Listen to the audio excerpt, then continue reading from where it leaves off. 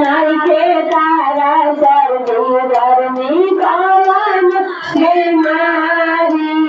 Nike तारा सर्दी गर्मी कौन बीमारी तोहरा दास राधा प्रेम के बीमारी तोहरा दास राधा प्रेम के बीमारी माँ बजुभारा गरदा देखा कौन लागे नारी माँ बजुभारा गरदा देखा कौन लागे नारी या पानी से गरदा कौन के